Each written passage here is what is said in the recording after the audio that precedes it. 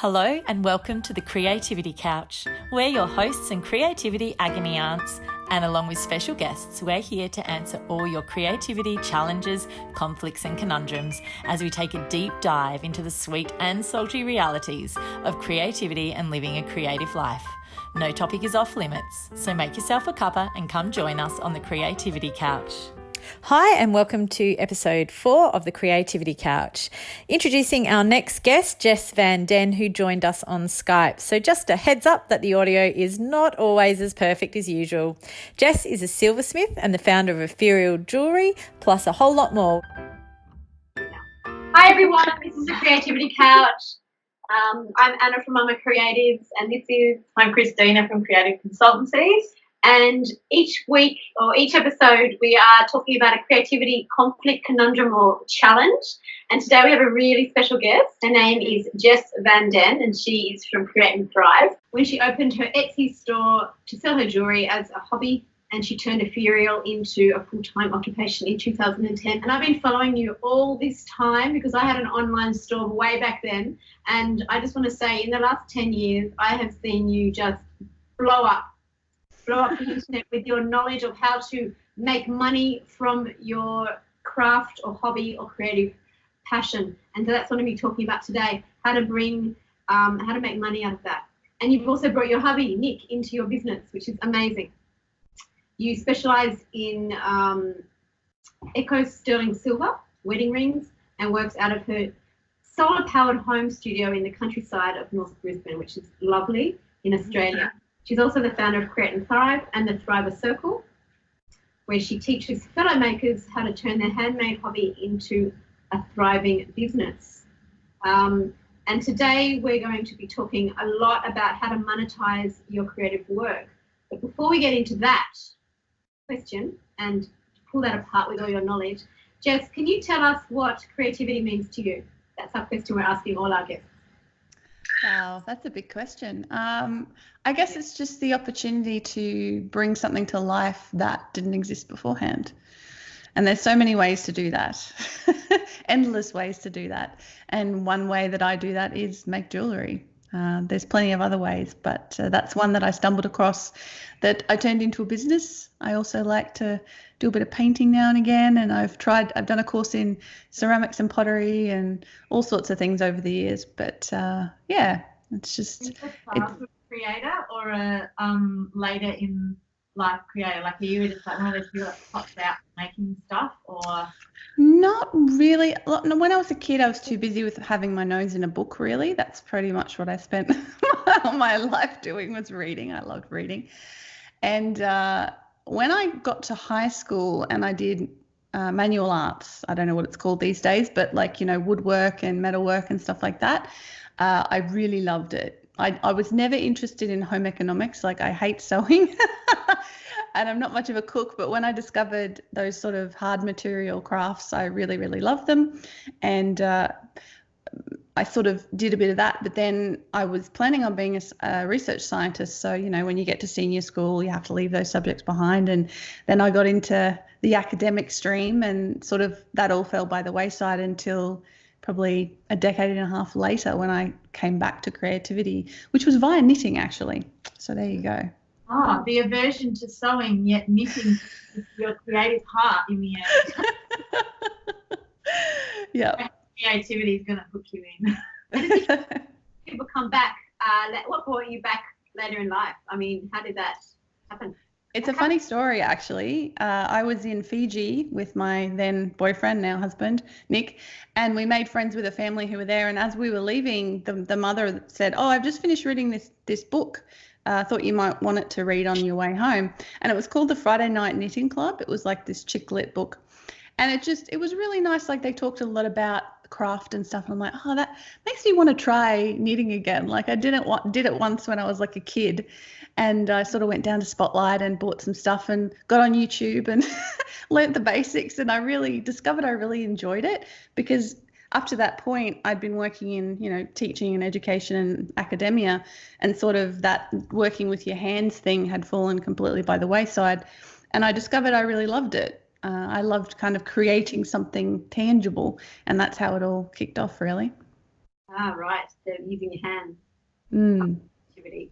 That's amazing. And then what was the segue into then becoming a Silver. silversmith? Yeah, Yeah. I wondered How that. did you go from the soft material into sort of the harder? Are you going back to your roots of being the woodwork and metalwork from school? Yeah, I think so. But originally it was just, I literally was in Spotlight wandering around going, oh, what else could I make? And I saw all the pretty shiny, beads and stuff and thought, oh, I could make some jewelry. So I did that, just beaded jewelry. That's how I started. And then I can't remember exactly how it happened, but I ended up doing literally a weekend silversmithing course at the Brisbane Institute of Art and just fell in love with it, with silver as a medium, and that was that. And I just continued with that going forward. I know our question is going to be about how to monetize your creative work, and we're gonna read that question out. But just before we do, how did you make that move from having this creative hobby to becoming this sort of massive influencer in that space online? Well, I think there's a couple of parts to that. One, I was a teacher. That I'm like a actual teacher, school teacher. So, and I've always loved teaching. So that, that was always, I had a blog right from the beginning when it was a hobby. I'd actually had blogs previously, but so I just started writing about what I was learning and what I was doing and, talking to other people about it. The second part was that I fell in love with the internet and its potential when I was in high school. I used to literally make websites for fun when I was a high schooler back in the 90s. And I always had this dream somehow that I could make a living via the internet. But, I didn't have any conception of how that would actually happen because I wasn't a coder or, HTML is pretty easy to teach yourself back in the day when that's how you built websites. But yeah, so I think it was like a perfect storm. It's like I discovered this thing I like to make that I could actually sell. I was writing about it on my blog and I realized, hang on a second, maybe I finally hit on something here that will work. And that's how it all started, because I actually started selling my jewelry back when I was still just making the beaded jewelry, basically because I had this massive pile of stuff lying around and I was like, what am I going to do with all of this? So maybe I can sell some and recoup some of my costs. That was literally the motivation at the beginning. Just to get some numbers behind it so people know why you're our expert today. You've taught literally over 10,000 people, or what's your numbers now in terms of your courses?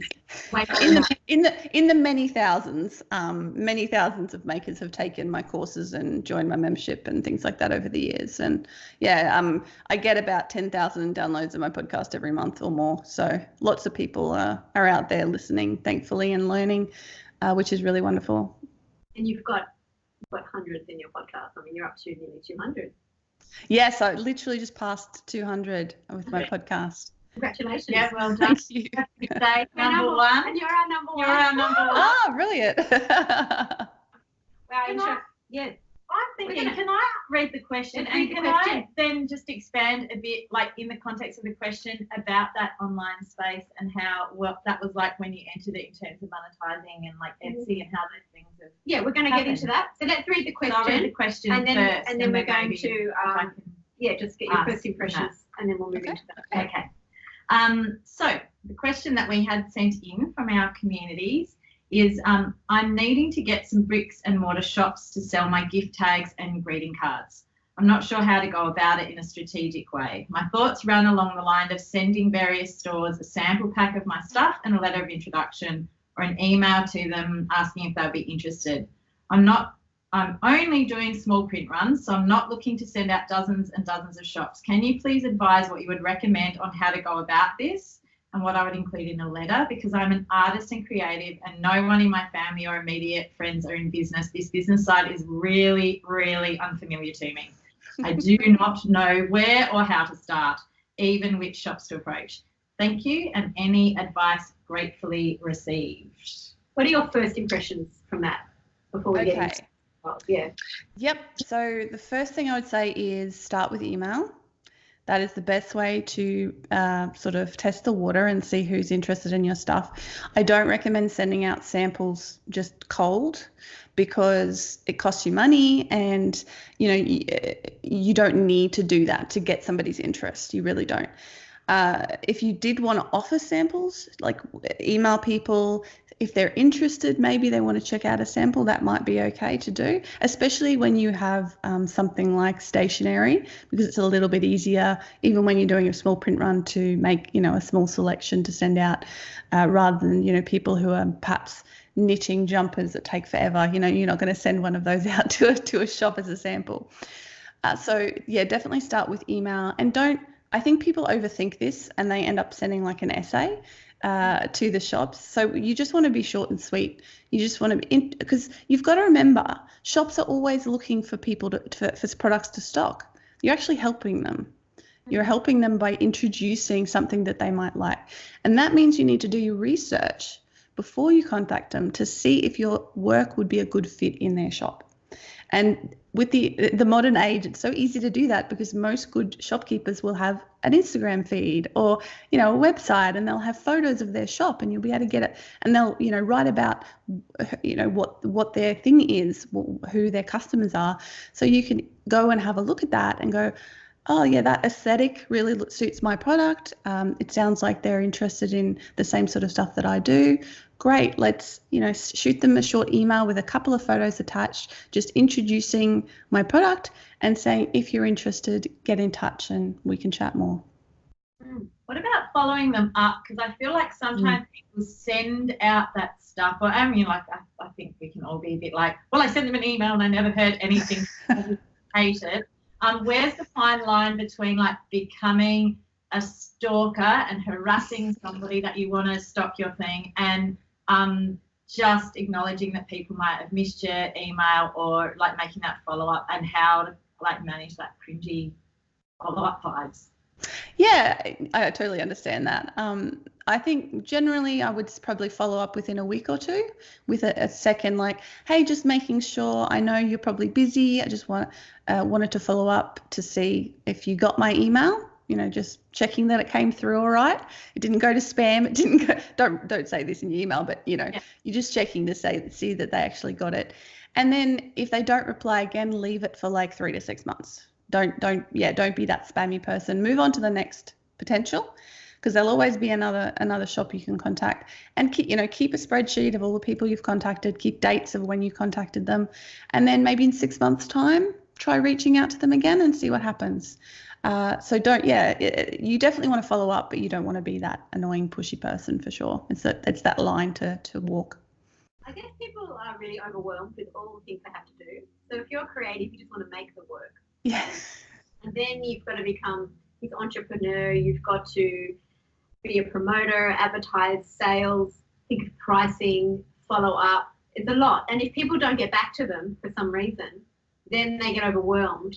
Have you got some tips on how to manage that overwhelm and sort of is there something else you should do before emailing people, or is that the first approach to try to get it out there? Generally, well, the first thing you should do is build some sort of stable business.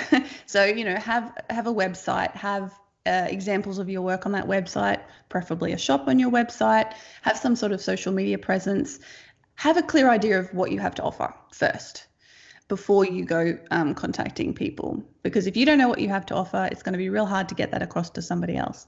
So work on that first, and then take that step to approach, and do the research to pick the shops, and then, send a couple of emails a week or something. Don't make it too overwhelming for you, especially in the case of your letter writer. They're saying they don't want it to be a big thing because they actually only want to do small print runs. So in that case, don't make it too onerous. Just make it a small part of what you're doing, maybe like 3. And the good thing about it is that you'll basically you should have basically a pro forma. So the email you're going to send out will only vary a little bit each time, because you want to make it clear to the person when you do, start with something about them. So I really love your shop because of these reasons. I feel like my work would be a great fit for your shop because ... and then say, so I'm getting in touch to, let you know about what I do. Yeah. But overwhelm in business is a huge issue, especially for creatives. I often share this stat, and it kind of terrifies people, but in the first few years of turning like some sort of creative hobby or whatever into a business, you will probably spend somewhere between 80% of your time on the business tasks rather than the making tasks if you want to make it a success.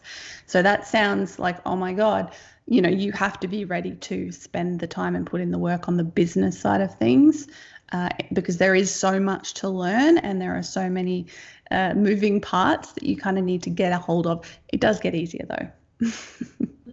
Have you read this book, How to Be an Artist Without Losing Your Mind, Your Shirt, or Your Creative Compass by Joanneh and Nagler? Have you heard of that? No, I haven't, but it sounds great.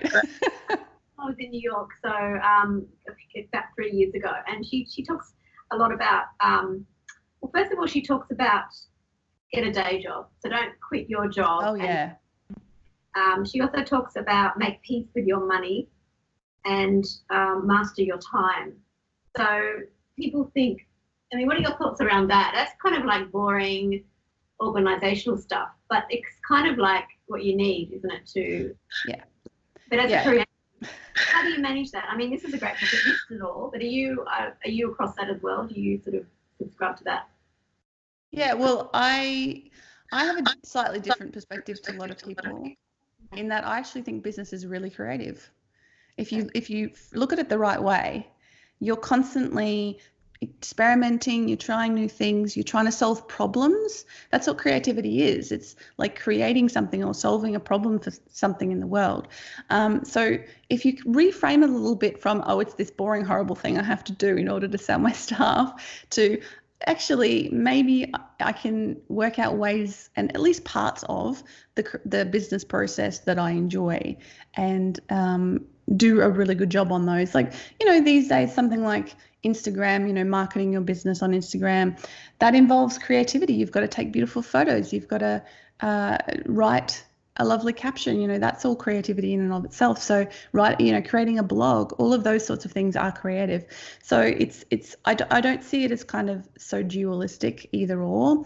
I like to think of it more as sort of melding the two things together really, and trying to find the things about business that you enjoy, because if you don't enjoy any of it, don't start a business.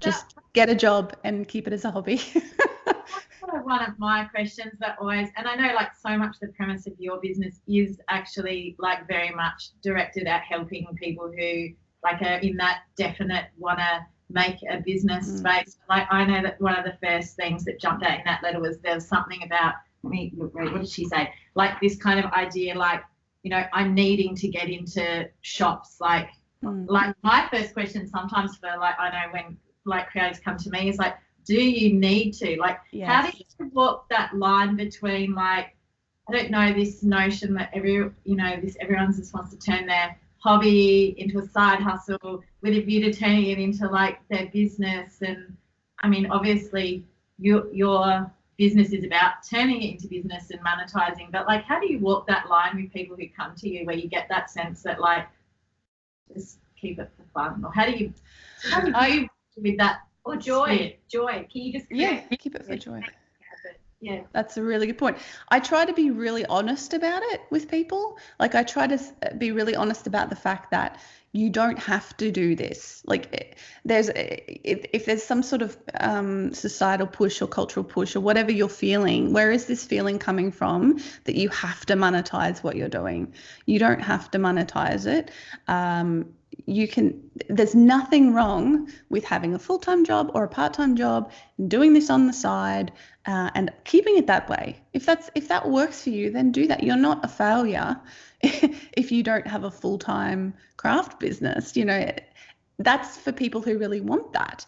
And if you really want that, then you'll do the work to get there. But I've had plenty of students who've come to me, they've done my courses, they've been part of my community, and after a while they've actually realized that's not what they want to do, because they didn't realize all of the work that would come along with that, and then they found out, actually I don't want to do that. That's not what I just want to keep my craft as something I enjoy, because as soon as you start selling what you make, it changes your relationship with it completely. Like I don't make jewellery for fun anymore. I mean, I still enjoy making it, but it's not something I sit down and do to relax, because it's my job, it's my work now. So it's a different it changes your relationship with it. So you have to be aware that that's going to happen as well. So yeah, that can be a difficult realization for people to have, but I try to be really honest about that and say there's so many different ways you can do this. Like my best friend actually is she sews and she's done it for years. She's incredibly good. She has a really fantastic Instagram and blog and stuff she's been doing for years and years and years. She has no interest in turning it into a business, even though she's kind of successful and popular as a hobbyist. She just wants to keep it as a hobby, and that's where she gets the enjoyment. And we've obviously had a lot of discussions about that over the years. It seems like it's a mindset, personality thing, where you want it in your life. And there might be this pressure that you have to make money and justify your time with your craft or your art or your creativity. But it sounds like once you make that realization, it's about really deciding how you want that in your life, whether you need to make money and feel that's your worth or whether you can just enjoy it. It's interesting, isn't it? You just that's a really great example of how you enjoy the business side of it as well, and you're quite happy having it as just a hobby. I have a lot of women in the community, the other community that I run, and this is sort of one of the things that comes up a lot. And it's always been about creativity doesn't need to be about making money, but if you want to make money and you want to turn it into an entrepreneurial enterprise, then these are some ways that you can do that. But there seems to be a lot of pressure, a lot of expectation these days. I feel like something that you were saying then was this thing around worth, and I guess that's a hard, like for you when you've got a premises, like what happens or how do you hold space with a creative who maybe does follow all of those business steps, but for whatever reason their work just doesn't hit the market, or it just it doesn't connect. So how do you walk that line with a creative that they don't go down? I mean, I'm working less with, I work sometimes with craft. I mean, I'm working a lot with people that are in like the more fine art or art, that more less handmade sort of space. So a lot of the time their work might not be, there might not be a market for their work, long dead. I mean, there's a classic story of that happening. So how do you walk that line between someone attaching their worth as a creative and their work with whether it hits a market or makes some money or not? Like, how do you hold space with creatives going through that? It's a really difficult thing because we do put a lot of ourselves into our creativity and into the things that we create. But we also have to realize that just because we love something doesn't mean other people are going to love something. So I often say to people, you have to find this sweet spot between what you love to make and your particular style, whatever that may be, and what the market's actually looking for and what people are willing to pay for. So you may, love to make a certain thing or have a certain style, but it's just like out of fashion, or it's just something that people aren't into right now. I mean, look at macrame. Nobody in the 90s or the noughts was buying macrame. It was so like 70s, but now it's everywhere. It's a fashion that's come back that everyone's rediscovered. Ceramics is kind of going through a similar surgence at the moment of like pottery and ceramics. Yeah. But that's going back to, again, having a business mind is understanding the target market. You might be in love with your work and you may get enjoyment from that and you want to take it to the next level. And then you need to do your research as you need to do the research like our letter here. If shops are interested, see if they'll stock your card, you need to understand your target market. And that is researching and doing all that sort of step by step. How do you find your target market? How do you suggest people? Where do you start? Oftentimes what will happen is people will kind of make for themselves. So they'll start off by thinking that they are their target market. This can be true, but it can also not be true. And it's usually when it's not true that it causes a lot of issues. I'll give you an example. Somebody making some beautiful high-end jewellery that they actually couldn't afford to buy or wouldn't buy themselves. And so they think that they have to underprice it because nobody's going to buy it at that price. But your target market's actually willing and happy to buy it at that price because they're not you. So starting from a point of, okay, well, this is why I like the thing I've created. That's a good starting point, but don't get stuck there. Kind of think outside of that and go, well, and this gets easier as you actually sell stuff, because you actually get real world input. When you're starting from nothing and you have no sales, it's really difficult to do, because you can speculate, but you don't have any evidence to back up your speculation as to who your ideal customer is. So one of the best things I think to do at the beginning is, it's literally to throw things at the wall and see what sticks. Make all of the different things that you're interested in making and share them out. You have to be willing to put them out there in the world, and that can be really scary, and a lot of people don't even want to do that. But you have to be willing to put them out there in the world and actually put them out there in the world for sale, and start seeing what people are responding to. What out of all of the work you're making, what are people being drawn to?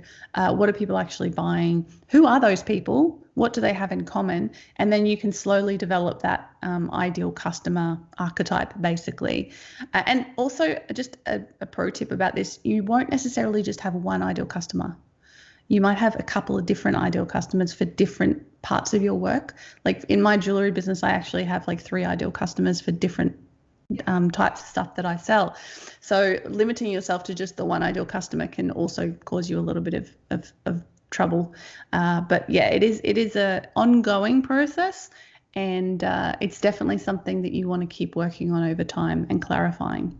And I think this speaks to the concept of the letter writer and general creatives. Not all creatives, but a lot of people, they're too scared to get into the business side. But as I listen to you, and in my own experience and other people that I've spoken to, it's actually an opportunity to build your skills and to grow. It doesn't have to be scary. It can be like, I'm a target market. I'm going to learn some business. I'm going to learn some social media. I'm going to get it out there and push myself. And I think getting out of your comfort zone isn't such a bad thing. You might want to just create and then make a decision that maybe making money out of your work isn't for you. But until you try and push yourself and learn these new skills, you can grow, and actually that might give you more confidence. So it doesn't have to be this, as the letter writer has written, it's really unfamiliar to me. I don't know where to start. So it's this fear, but tackling that fear with these skills is great. It can be great as well. I wanted to get back to the original question and addressing some of the specifics about distribution. So we've just talked about shops and how to go about that. What about other things like finders keepers or markets or other ways of getting the cards out into the world for specifically this type of... Yeah, I mean, there's so many different avenues you could go for. You've got online selling, you've got markets, you've got wholesale or consignment. So, basically when people are starting out, I actually recommend they try all of them, because you won't necessarily know which one you really like or which one works really well for your business until you try it, especially with stuff like people who are artists, for example, who make prints of their work and things like that. To me, it's kind of a no-brainer to try to get into shops, because you can make more copies of your stuff easily. So it will depend on your craft, what your particular medium is, as to which one will work best for you. But it's also a learning experience. Get out there. If you just sell online, that's fine. I only sell online now, and I've been exclusively online for like 7 or 8 years now. But in the beginning, I did wholesale. I went to markets, and it was really great, not only because I actually got to connect with other creators and makers, but I got to see how people reacted and responded to my work. It's great market research, especially doing markets. The big market, I wouldn't start with something like the finders keepers, because 1, it's very expensive, and 2, it's very hard to get into. So I would start local and work your way up. So go to a couple, hopefully you live somewhere with a couple of local markets. I mean, I'm here on the Sunshine Coast. There's oodles of them. Find one that, go attend the market first as a punter. Go for a wander around. See, hey, this looks like a place that my stuff would fit in. Is it a flea market, or is it a handmade market? What's the level here? Because different sorts of customers are going to go to these different markets. And then get out there. And with the, selling to wholesale, just give it a go. You've got to make sure to do your research and your background and have you've got to have a contract that, that you offer to people and have all your terms and conditions laid out. And that's something that people just have to do the little bit of background work on. But it's worth it, and it's definitely a learning experience that's worthwhile to help you develop your business and your business skills. With wholesale, do you have to? You actually charge way less, don't you, than what you would? Yeah.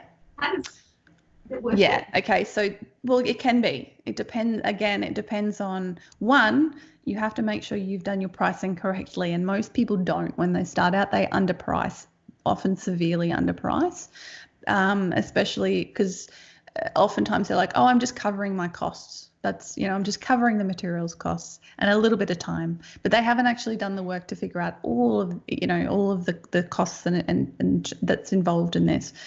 So the way you have to look at it is you have to create what's called the wholesale price and then a retail price, and a retail price will be double your wholesale price. So, but the wholesale price, if you're serious about growing a business and you do want to wholesale, your wholesale price actually has to still make you a profit before you go to that next level, a retail price. So yeah, it's really, really important to get your pricing right before you dive into wholesaling, because otherwise you will be losing money and you will get frustrated and you'll feel like it's not worth it because you're actually not earning enough to make up for what you're putting out there. Is there like a percentage, like you talked about, a good ballpark is to say that your wholesale is like kind of half your retail. Is there like a magic number for working out like what on top of your material costs counts? Like, is there a magic number for that, or is that really like there's no shortcut? There's this overwhelmed, doesn't know where to start person, or there are equations. Gotta get some maths going on. So there's lots of different equations out there. I teach a couple in my wholesale course. There's kind of the simple version, and then there's the more complicated version, which really is the one you want to be doing because you don't necessarily remember all of the things. So, you have to cover your time making, but you also, if this is actually going to be your business, you also have to cover all the other time you're doing work that you're not getting paid for. You have to cover your materials costs, your packaging costs. You have to cover your overheads, your internet, your electricity. Are you renting studio space? All of those things. And that's in the wholesale price. And then that retail price is basically the extra you earn on the retail price. You see it as what my friend Melanie calls a retail wage. So if you're selling online, you have to do the work of, photographing stuff, writing the descriptions, doing the marketing. That's when you're earning that extra money, is for doing those jobs. Because when you sell to a shop, they do all that for you. They do the marketing, they do the selling. So that's why they get, and they have their overheads that they have to cover. That's why you sell to them at such a, reduced cost, because they are taking the risk of that part of the sales equation. I think that's great for people to bear that in mind, because I definitely see that where people feel this resentment of like how much they've got to give to, even like in a gallery setting or a venue or something like that, just to remember, like, I think it's good to point that out, to remember they're running a business too, and they're actually putting in a lot of effort and you're benefiting from the work that they put in, rather than feeling kind of like the shops ripping you off your profit. Yeah. That's the mindset. Think about how expensive retail rent is. They've got to get rent, they've got to have insurance, they've got to have staff. They're paying for all of that out of that extra that they're earning from selling your work at retail price. Yeah.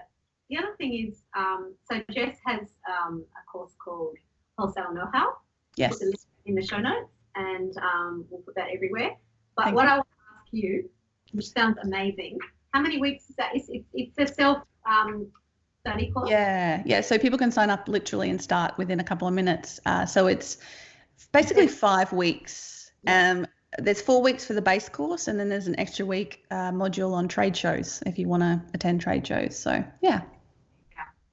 So what I wanted to ask you, so we can really make sure this person feels heard, and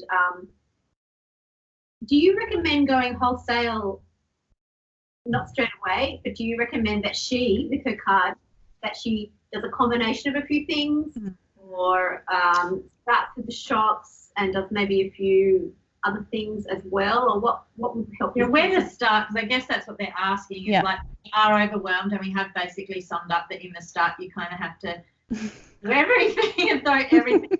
That's like, well, I'll shut down. What would we just like, if we could give her just like, I don't know, 5 things to do to get started, or places to like, or top whatever 3 things, or 3 or 5 whatever you think's a good amount. Yeah. Well, like, you know, like I said, it's a good idea to experiment with different sales venues if that's something you want to do. Like, I interviewed someone on my podcast recently who is who makes stationery, and she's like, she just knew from the beginning wholesale was all she wanted to do. So she worked for a year on her business before, and then she went to a trade show and got squillions of shops that way. You know, that's how she did it. So that was her choice. But if you're starting small, sorry? When you say she worked for a year, do you mean she spent a year creating enough product? Developing her products and like designing and creating. Yep. So it depends where you're at. You know, if you're doing like this, the letter writer, small print runs, you know, maybe try selling at a market first.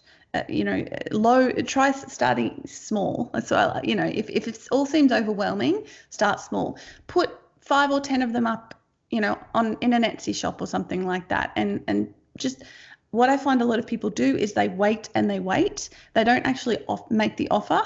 They hold on to their stuff and like, what's the perfect way to sell my stuff? Just literally put it up and make it available for people to buy. And get it out there and see what happens. Get over that initial sort of fear. Also with the wholesale, you know, maybe doing something like a course or whatever, if you have no idea about the whole process, because it can seem very opaque and overwhelming to people, like how on earth do you do any of this? You know, there's heaps of good free content out there on, you know, coming up with a good contract, what's the process, etc. Or doing a course or something can help you, you know, figure all that out. And so you feel confident in your knowledge, because once you know how to do it, it seems a lot easier and it's nowhere near as overwhelming. So yeah, do the research to figure out what the process is. And then you really just have to go for it and give it a crack and realize that it's, you know, when you attend markets, you'll have bad markets where you sell nothing or very little. When you reach out to wholesalers, maybe 10% of them will get back to you. Maybe 5% of those will turn into actual customers. Those are just ballpark figures. But, you know, you have to be willing to accept no, and you have to be willing to accept failure, and just keep trying and keep pushing forward, because the people who succeed are the people who keep trying. Exactly. I was actually listening to a podcast the other day about this popcorn brand in America, and they took 16 years. They spent 16 years. They sold it for $250 million in the end. But they 16 years well spent. But they spent at least 7 years going to market and this sort of kettle popcorn, and they just kept their jobs, and they had children, and they were just market to market, and they just kept trying with this popcorn. And until they did all these things and taught themselves and built themselves up, but they were really determined somehow to have business. So I think it's about not giving up, right? And that it is a bit of a marathon, really. Like, and I think so many of us like see these stories of the overnight success, which I love always when the Waifs won best breakout artist or something. They won an ARIA like back when their London still came out, and their acceptance speech was, you know, like, thanks for this overnight success award we got that took us 10 years of touring. And I think we do sometimes, like, we do have an unrealistic expectation about how freaking long this stuff takes to get going. Pretty much everybody says at least 5 to 10 years. Yeah. I mean, you've been doing what you've been doing for a very long time. And over a decade. Away, you've got 200 podcast episodes, you've started with your blog, and you just kept chipping away, and you're creating this fantastic jewellery, and you just kept sharing your content over time, and you kept building. When you look at your website now, you've got everything covered. And what's next for you? Are you going to keep doing this, or is it something you want to move into, or? Well, I'm really enjoying what I'm doing now. I do have a second podcast I'm doing with a couple of my friends that I've been running for a while called The Business of Making. So we started that last year and it's super fun. So I'm really enjoying that new thing and working with others again, because I kind of worked by myself for so long with my husband as well. But yeah, just keeping on doing what I'm doing for now, but who knows what the future will hold. Excellent. So we started with, because we're really fascinated with creativity, and this was sort of a businessy letter that came up, which is always interesting to see how people see creativity fitting into their lives. But we're just fascinated with a whole lot of C words. Like, what's your favourite C word? Oh, I don't know, but like I pronounced it wrong. I love that you put it in there. No, you've got a copulation. What? That's a discussion for a whole nother episode. Courage. Chutzpah. Chutzpah. It starts with yes. a sound like that. I think we do need a bit of that kind of like spunk. Where to start? Get a bit of like spunk in the bank, because it's not going to be easy. It's not going to be smooth sailing or easy rolling. Like, have a bit of spunk. Courage, compassion. What's your favourite C word? Yeah, I think courage always comes to mind with me, because I think of courage like a muscle. The more you use it, the easier it gets. The stronger it gets. The more you put yourself out there and realize that someone saying no or someone ignoring you isn't the end of the world. One of my favorite sayings is, if you never ask, the answer is always no. So, unless you ask and put yourself out there and have that chutzpah, that courage to just go for it and give it a crack, then it will always be, you'll never achieve that dream because you haven't sort of taken the steps forward to it. So just do it. And if you figure out in a year or two's time that, hey, maybe I just want to go back to having a craft again, then that's fine too. It's not a failure, it's a learning experience, and you've learned that this is not the right thing at this time. It might be something you do later in life, who knows? But if it's something you want, then try it. Love that. I reckon that's it. There's your answer. That's where to start. Get a bit of courage in the bank and start. We've got some Pukka Tea as well, which is revitalised with my one today. What's your one? I'm relaxing. Are you a tea or coffee? Oh, well, I don't drink caffeine at all. So I do like occasional decaf latte, but I drink a lot of vanilla rooibos tea. That's my favourite tea. Very nice. Well, Well, I'll just send you some in the post. thank you so much for your time today, Jess.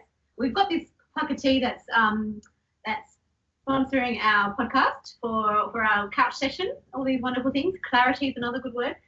So thank you so much for your time. It's been lovely to see you and to hear you. Yeah, thank you so much. And hopefully that's going to give you, our letter writer, a little bit of a kind of a corner to start in, because essentially that's the essence, isn't it? Just to get started and just start. Unfolds. Thank you for hanging with us on the Creativity Couch. Join us next time, where we'll be chatting with special guest Amelia Colliver, creative entrepreneur, curator, arts advisor, founder of the award-winning Art Pharmacy and director of Culture Scouts. All about how to deal with that old get a real job slur and how to get taken seriously working in the creative industries. If you have a creativity challenge you would like us to chat about, then please send us your letters to letters@thecreativitycouch.com, and feel free to send us your favourite C word. You could win some Pukka Tea.